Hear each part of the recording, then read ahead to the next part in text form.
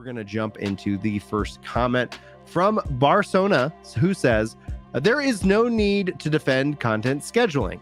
If people can't understand what goes behind the work being done, then they're blissfully ignorant of a 9-to-5 job, as well as Yoshi P himself is playing Zelda on stream. I think that this shows everyone with some sick obsession with the game that they need to take a break. And also it shows confidence that even if people go play other games, that they will come back. That takes some balls, in my opinion. Laugh out loud. Chris, what floor is yours, sir?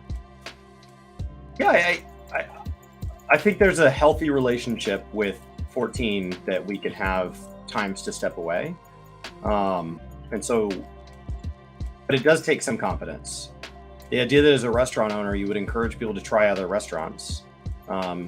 It's not only based in reality, but like it is a point of confidence that you're like, they'll be back. Like, I'm not worried about them liking the other place so much that I'm not going to see them again, because I believe that we make a product worth having a second time. So I agree with that. Mm-hmm. I think that that's been his mantra the whole time. He loves other games.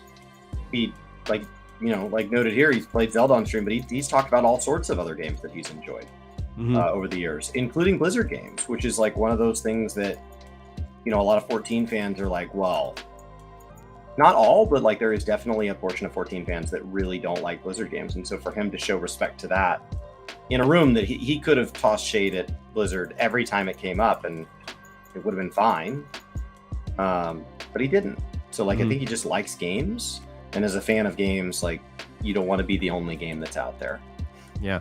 I think a lot kind of stems from the evolution of the MMO, and in a way, like the pay structure that these games like really used to rely on heavily, like obviously the subscription, but that was subscription only. Now these games have the cash shops, and like them or not, that from a monetization perspective, with the idea of an expansion coming out every 2 years, pretty much like clockwork, obviously give or take a little bit for life and crazy world events, that you end up having these reintroductions or reinvitations, kind of check-in milestones that you don't have to, but ultimately, if they can invite you back in, it's healthy to say it's okay to go play other things. Where I see friction in terms of it is that, like I myself have stated this, is that, but what if I don't actually want to take a break? What if there isn't another game that I'm actively looking to play? What can the game then offer? And I think that's a valid critique that should be discussed. And I'm sure the dev team behind it is discussing, and hopefully they will continue to kind of look at like, what can you do within the game for players who don't want to necessarily take a break, but at the same time, make it so that people who do want to take a break don't feel punished for doing so. And I think that adds to, like, for example, like just being able to step away from when you're not feeling your best can help you kind of have that perspective and allow you to find the joy in what you're doing, as opposed to the grind, which, like if you're only grinding in one game, living in one game, it can be very isolating, especially when all of a sudden you hit that wall. And the wall people have hit. People that would have never expected, to hit that wall, because, like, honestly, like I thought after time and time, they're like, oh, this game's great. This game's great. Now all of a sudden I'm seeing like, whoa, what's happening with Endwalker? I was like legitimately surprised by some of the voices that I've seen stepping up and saying it, to the point where, yeah, I think that would be healthy for them to actually start to take into practice like this mindset that it's okay to step away. And what's up? What do you want to say something? I will say that the way you're phrasing that makes it sound like the game is shrinking. Like it is, they have done nothing but grow. Like the number of active players, this has been their highest retention expansion yet, is what I believe the numbers have been stated. No, that's absolutely not true. They've lost a huge chunk of the active player base, but that doesn't matter. Like people put like value into the numbers. That doesn't matter. Like, are they financially solvent and profitable and able to take the money from 14 and make other games down 100%? But the heat map in and of itself, like, speaks volumes. PvP did more, I think, than Endwalker as an expansion in terms of retention. Like that, those numbers actually were like, wow, when you see back in time, those numbers have held on to more people playing the game. Because that's, I think, one of the effects of PvP. Like, it has that variety that continues to invite people in and enjoy the game itself. But I'm not throwing shade at the game. I'm just saying that people who used to defend the game like without like where you would say, I'll never, like, this game's perfect, I'll never take a break, and it'll never upset me. And I'm like, all right. And to their credit, for years and years and years, that was what they stated. And then all of a sudden seeing them like absolutely just like frustrated with the game tells me that everybody has a limit. It's just a matter of what it is. And if you don't think you do, I think that shock of when the game all of a sudden isn't necessarily for you comes on a lot stronger, and you have a much more like visceral, like, oh, I'm blaming the game because it's not doing the thing that it never has done, before, but I'm now just finally hitting that wall. I think that is why Yoshi P's strategy is so critical. So that's just, I don't know if that clarifies. It was from a live letter that it is the largest, most consistent daily player count of any expansion so far. In terms of what? In terms of consistent daily players over the course of an expansion. What a 0.3 looks like, what a 0.2 looks like when compared to previous 0.3s, 0.2s. This is the largest daily active users. And how is that different from what I said, where PvP has held on to way more players than prior? Because you're talking about burnout, and what I said is like, just keep in mind that I think the total player base has been more engaged. I mean, but the total player base has gone up. So like in terms of that, like that seems like, hey, we've sold more consoles. Oh, it turns out there's actually more gamers like that are available. Like there's still burnout, and people are going to hit that wall at different times. So I like, honestly, how I hear it, I think we're saying the same thing, but you probably don't think we're saying the same thing. I just think that the game's in a really healthy state. And so like, yes, there are people having burnout, people who progged DSR and then progged P8 week one when it was really hard, and then like stayed with that, and maybe their static fell apart again and it's a different static, and then they went into top. And so like there are specific aspects of the community that are very frustrated, people who have historically put a lot of time into relics, and that's been their end game. This relic, this expansion, while I think it will age really well, like the Heavensward expansion, because it's going to become poetics only for the steps we know of so far. In the moment, just being told for the same 1500 doesn't feel good. And so like I understand that frustration in that moment, but I think Endwalker will age really well, as opposed to a lot of the things I said about Shadowbringers when I was talking about the changes for Shadowbringers, talking about the changes they made to crafting and gathering and things like that, that my issues with them were how they would age, not with how they'd be played. And so like I think Endwalker's coming at it totally the opposite direction. There is a lot of longevity inside of Endwalker, where I think a lot of these systems are going to age really well. And so what that's meant is that there are a lot of players who are keeping their subs active, but they're not playing every individual day anymore. And they're starting to say, hey, you know what? And on Fridays, I play Tears of the Kingdom, or this weekend, I'm going to play Diablo 4, or I can't wait to play Final Fantasy 16. But they are still checking in for weekly resets, or they're in an achievement Discord, or they're doing their hunts each week because they enjoy that. And so like it's made it a much more like sustainable long-term state. Think about when you first start dating somebody and it's you hang up, no, you hang up. And every moment you're attached at the hip, like they sewed your pockets together. And there comes a point where it's like, okay, and now we're out hanging out with our friends again, but our relationship is healthier than ever. So like, I think 14's in a really good spot to be a healthy long-term game. And that is what Yoshi P's numbers are talking about, with like daily, like consistent active numbers are higher than ever. The burnout is very loud and very vocal, and it's in people who have not taken those breaks. It's in people who have not felt comfortable to stream Diablo 4 or something like that. And so as maybe a streamer or a YouTuber, they feel like they can only play the one game. And so they've put themselves in a position that really has nothing to do with 14. If you did anything, you're like, oh, well, I professionally eat pizza for a living. It's like, well, at some point you're going to get tired of pizza. Like, you chose a really weird lifestyle. But for the average player, the vast majority of players, I think 14 is in a really healthy spot. And did you hear me say something other than that? Yes. What did you hear?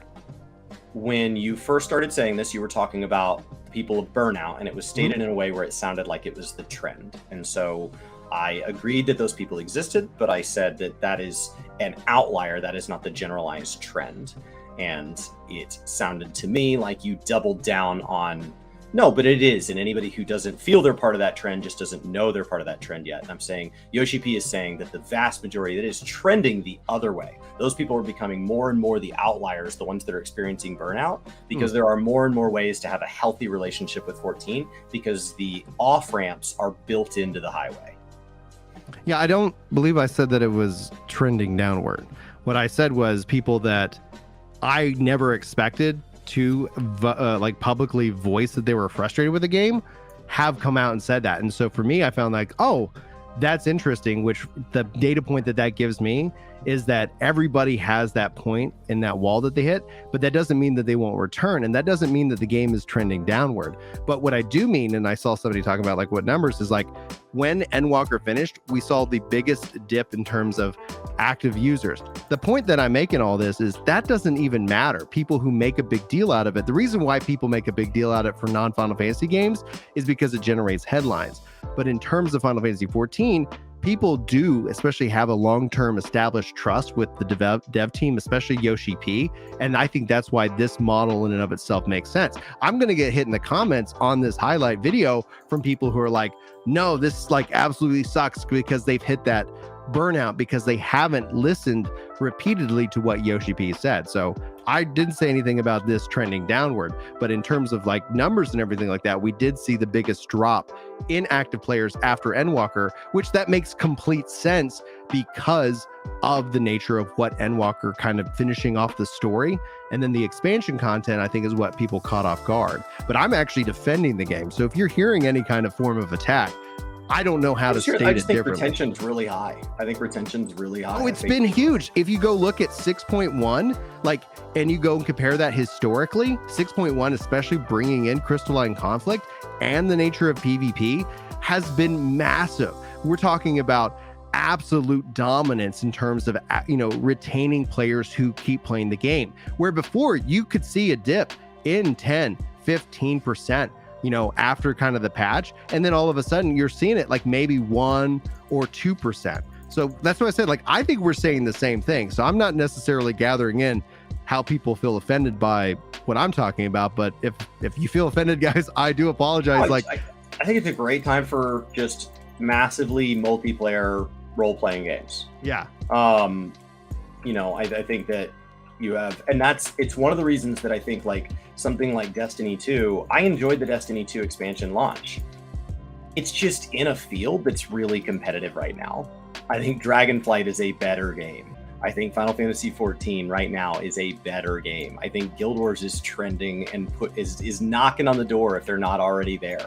You know, I think New World is really trying hard to like serve their community. I think old school RuneScape is just chugging right along. And so like we're in a field right now where if you deliver a good product on time that mostly works, that's not necessarily enough.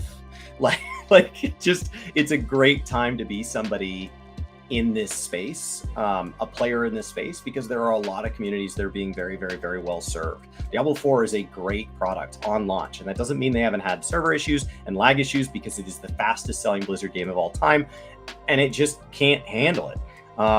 You know, I went to log in last night and the servers were off. Like, that sucks. That's week 1 of successful games. It is, and I'd love to live in a world where it's not, but it is. But like, we're just in a great state, and healthy retention feels up. Like, I see people complaining that Twitch numbers are down, and in individual sectors and in individual directories, they may be, but the platform as a whole has actually been fairly healthy. And, you know, like, we're just getting to a point where like, it's not the exciting news, because it's, hey, people have a healthy relationship with things, and they sometimes do it and they sometimes don't. And that's just it's not as thrilling to talk about as if everybody was doing it all the time or everybody was never touching it. Those would be more exciting things to discuss. Absolutely. Anyway, so chat, like, I was just getting caught up on that. So in terms of that, I apologize for the statement on the retention in that regards, because like I think I either misspoke or you know, I was thinking of something different. But I've been coming at this in terms of how I felt like Final Fantasy 14 is in an absolutely good state, and Yoshi P's mindset of taking breaks is the secret sauce. I think it's essentially trying to hold on to people arbitrarily And then into, maybe this is where I like completely went and, went in the wrong direction or spoke in the wrong direction, is that where I see PvP obviously having that retention, a part of the people who I feel are, and this is just, me talking with a lot of different gamers, have stated like they're looking for more reasons not to, to play other games and not necessarily finding those. And that's essentially where I think it's always been a good time to take a break. And we've talked about that in terms of how people play, because I saw like, and I highlighted a comment about how like they felt like the dip ended up being a lot of the WoW players having then played and then deciding to either go back to World of Warcraft or go check out any other kind of game. Like that could be one point of it. But the other side of the coin is that you also have players who've, like me, finished the story and feel like you have that complete experience, and then ultimately kind of see what ends up taking the next step. But anyway, chat called me out on it. I'll admit defeat on that point, especially, and I apologize if I misspoke. And whether upset or debate, that's why we do these things live rather than to record them offline. All right, Chris, any final thoughts on this comment? No. All right, moving on.